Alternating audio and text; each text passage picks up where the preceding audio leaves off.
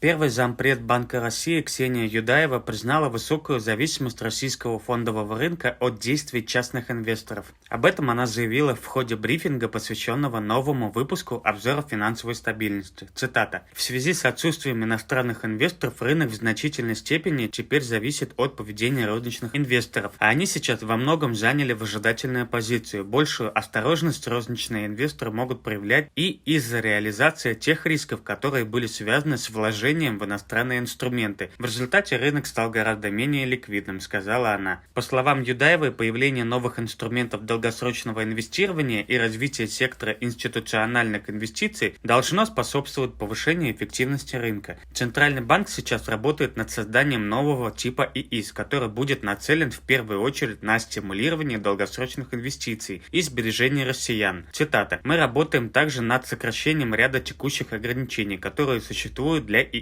и ожидаем, что это может стать драйвером развития рынка», — подвела итог Юдаева. Доля частных инвесторов в общем объеме торгов акциями на московской бирже к началу мая увеличилась до 73%. При этом в начале 2022 года эта доля составляла лишь 41,2%. Доля российских частных инвесторов начала увеличиваться после того, как в конце февраля Центральный банк выпустил предписание, запрещающее российским брокерам продавать ценные бумаги по поручениям иностранных клиентов. Ограничения были введены после того, как западные страны договорились наложить санкции на сам Банк России, включая заморозку его валютных активов за рубежом и запрет на любые транзакции с ним. Число российских физических лиц, имеющих доступ к рынку на начало 2022 года, составляло около 17 миллионов, то есть более 10% населения России. К началу мая число физических лиц, имеющих брокерские счета на московской бирже, достигло уже 19,3 миллионов. Количество открытых индивидуальных инвестиционных счетов к началу текущего месяца выросло до 5,5 миллионов. ИИС нужен, чтобы покупать ценные бумаги и платить при этом меньше налогов. В России сейчас существует два типа индивидуальных инвестиционных счетов,